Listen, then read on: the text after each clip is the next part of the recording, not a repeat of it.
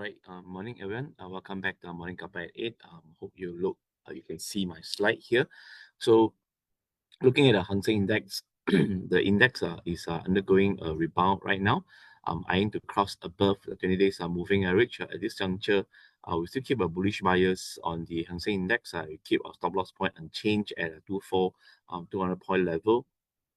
Now, as I want to remind everyone that since the late July, right, Chinese securities regulator, right, CSRC have mentioned that they want to have a market stability meeting with the group of investors, and from then on, you can see that the index has been moving upwards until today, and right now it's actually the earnings season for the Hong Kong market as well, and as what we have posted yesterday on a technical report, right? We actually mentioned about 981 SMIC in the listed in the Hong Kong, and the company have posted above expectation results, and it have actually climbed above the 70 Hong Kong dollar. So yesterday, the initially Monday sentiment was a bit neutral since the Friday US market did not have a pop. It was actually quite neutral in the US market. So on the Monday, right, everyone was just cautious, and that gave me an opportunity to do my technical report since the stock actually haven't not run. So I actually picked on 981 when they break the 70, and yesterday Tuesday, right, you can see that the yesterday Monday, sorry, you can see that stocks have actually surged above 74, and right now heading towards 78. So another higher resistance that I think would be actually 82, right? All these things actually is a mixture of results, fundamental. I can see that the 981 have managed to deliver a good set of results, and market have revised upward on their profitability forecast. And the other thing that I would just want to share with you is that right now the national team, right, is behind us, and we have a tailwind that this national team, right, would actually drive the market higher. So another stocks that I'll be eyeing for is actually 9988, which is the Alibaba. So you must understand in market, don't think about the small counters. Look at the smart money, how the smart money look at the market as a whole, and we want to piggyback right on the smart money flow, right? And if that is what the smart money wants the market to actually have stability and going on the upside, and I think that coming to next 1 week time, right, we'll be looking at the Alibaba 9988, right? If Alibaba again deliver a good set of results, this is actually a heavy weighted index stocks. It should move towards 128 and followed by 138. So you can see that the support resistance that I put up here are all end with 8, start off with their support 118 and then lower support at 108, and this is actually in conjunction with their price volume profile. You can see that Alibaba right now trading between 118 and 128. This is exactly where the smart money have accumulated Alibaba, right, since the beginning of May, June, July until today, August. So that's actually their, in a retail words, this is their cost, right? This is their base. And if the result turns out to be good, I would think that that will be a breakout on the 128, and then they will launch towards 138. So if you miss on the 981 SMIC, just look at the Hong Kong, right? This Alibaba 9988.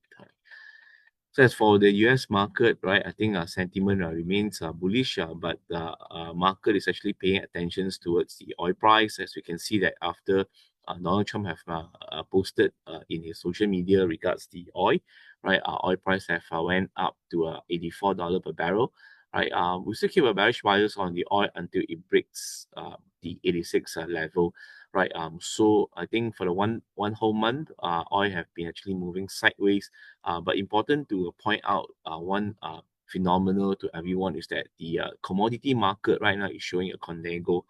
Contango basically means that the current month price is lower than the forward month, or the other way is that the forward month have actually a higher price than the current month. So which means market is actually thinking that if you don't buy in the month of August, you have to pay higher for the month of September, you have to pay higher for the month of October, and then you have to pay higher for the month of November as well.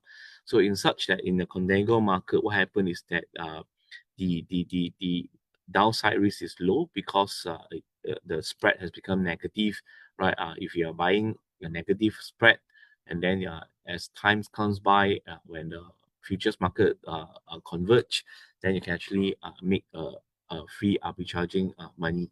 So that is actually in a contango market, right? For spread trading will be very active, right? People actually are buying a negative spreads. They hold until the thing expired, and they are going to arbitraging on this contango market. So as such that this contango will give a downside support for the commodities market, and you can see that not only the crude oil is showing the contango. Look at the soft commodity, the soybean, this SPO. Look at uh, the wheat, and then the corn, right, all showing the same similar features, as well as the copper price, the hard commodities as well. So afterwards, you can see that even in our this FCPO, right, yesterday we actually have a crossover on the contract, and then the price. This is a continuous chart. You can see that the on the next month contract, the price actually have a gap up over here, right? So this is a phenomenon in the contango market that commodities market is actually pricing that the price will be moving up for following months. So as for the SPX, right, market is still moving sideways. There's a mild corrections after the oil price have actually went up, but we're still looking at two US stocks. Firstly, the Microsoft, right, after the breakout, Microsoft have actually hit our first resistance, 515, and now undergoing correction. Support will be 450, followed by 420. On the second of the year, I think one of the catalysts that the market will be looking at is that when OpenAI is going to launch their IPO, and as one of the largest investors in OpenAI will be Microsoft. Secondly, I'll be looking at the travel-related counters. In the event the oil price pull back, sentiments will go back to the travel or leisure stocks again. So Airbnb is one of my favorite, right? Downside support is at 173, and then on they may pull back if it breaks 173. They may have a deeper corrections towards the 20 or 50 days moving average. But overall, Airbnb is still one of the top stocks in my watch list, right? And then on in Malaysia market, right, I think a few stocks that are worth to take a look. Firstly, the PCAM, right, we just upgraded the PCAM last Friday, and right now on technical, I'm looking at 480 and 520. Now support will be 440 and 4 ringgit, right? Secondly, Skychip just released their results yesterday. Looking at their top line, bottom line, right, that the shares may have mild corrections today, right? I think the support will be actually 3 ringgit and followed by 270, right? This coming Saturday, right, we're going to have a physical briefing with the Skychip. The CFO will be here to meet all the retail investors. So if you have not registered the event yet, do contact Vanessa, right, how to actually attend this Skychip event. That I think this is the first time they are going to showcase their investment case for the retail investors. Then on two stocks that going to release their results today, which is 18th of August. Firstly, we have the JPG, right, Johor Plantations, that right now the stock is actually undergoing consolidations. We still have a buy call fundamentally on the JPG. And then on the technical side of things, I look at the support will be a 2 ringgit breakout. It should climb to a 210 and followed by a 220 on JPG. Now, secondly, Binastra, construction counter have moved up recently due to a positive news flow, right? At this juncture, the has break above 230 resistance. Next level will be actually 245 and beyond. On the downside, support is actually at 2 ringgit and 15 cents, right? And as for two more counters that I might have picked up this morning. Firstly, the YTL Power that break above 4 ringgit and 95 cents, and the next hour will be 5 ringgit 25 and followed by 5 ringgit 50 cents. Downside support is 4.70 ringgit, and secondly we have the tech stock UWC that break above 6.85. So the first resistance 7.20 and followed by the second resistance 7.60. Downside support will be 6.50. So we have one utility counters, YTL Power, then on one tech stock, UWC. I'll stop here and pass the sessions to Max. Thank you.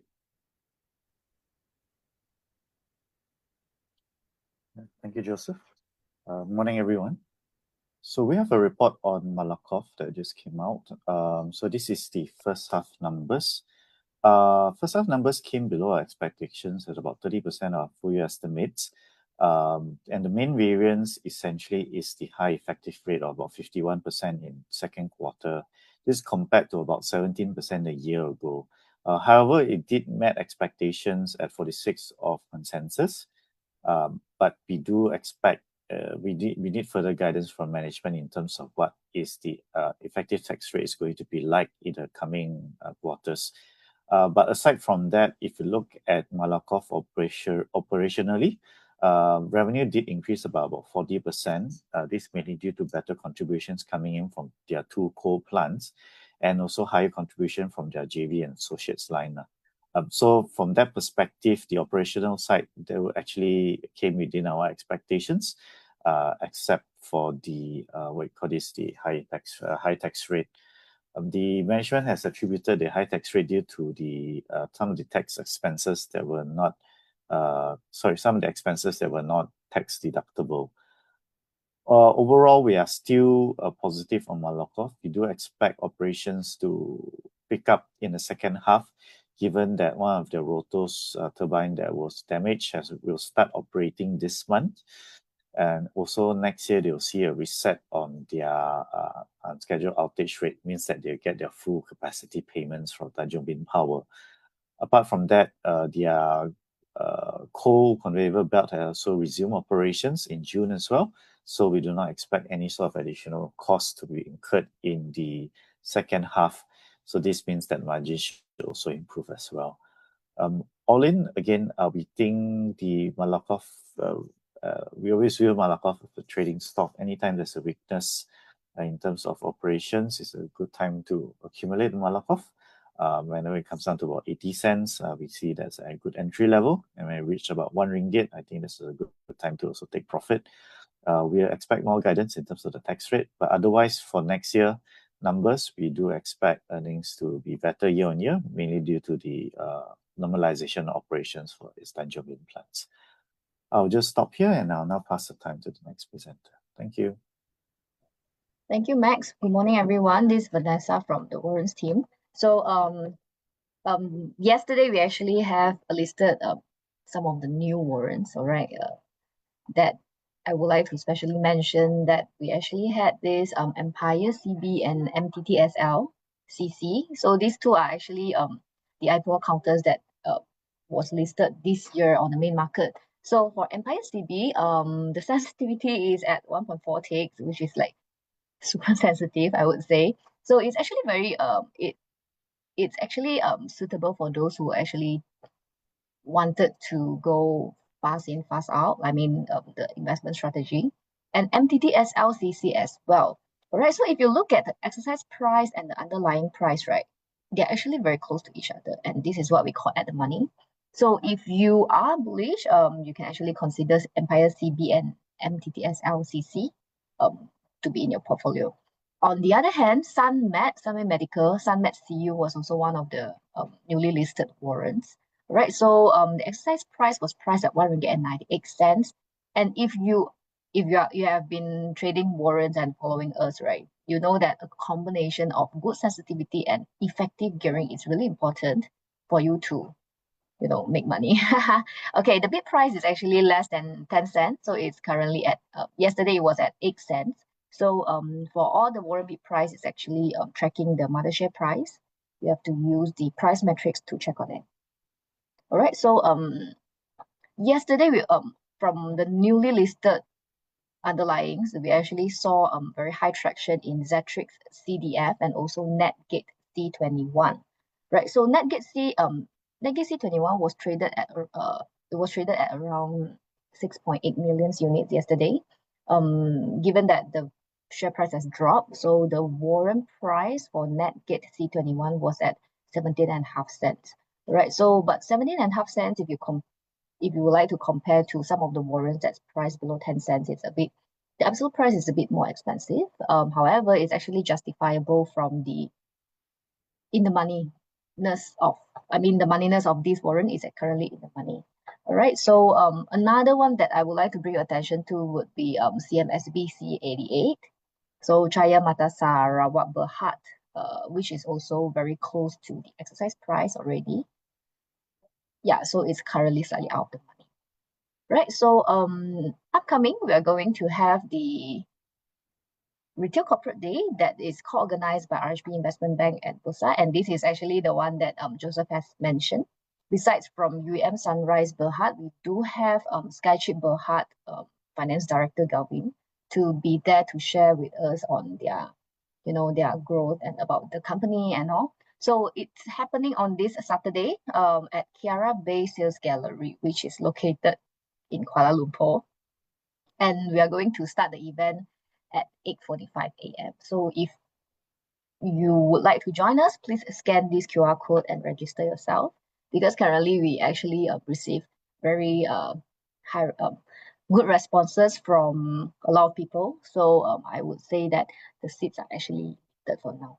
Okay, so faster, you have to register as soon as possible. All right, so besides from Galvin from Skychip Berhad, we do have the CFO, Encik Hafizuddin, to present on behalf of UM Sunrise Berhad, and Joseph will be there to share with you on market outlook. And also for my session, I will be sharing the session with Eddie from Macquarie Warrants Malaysia. So we'll be discussing about the warrants industry in the market.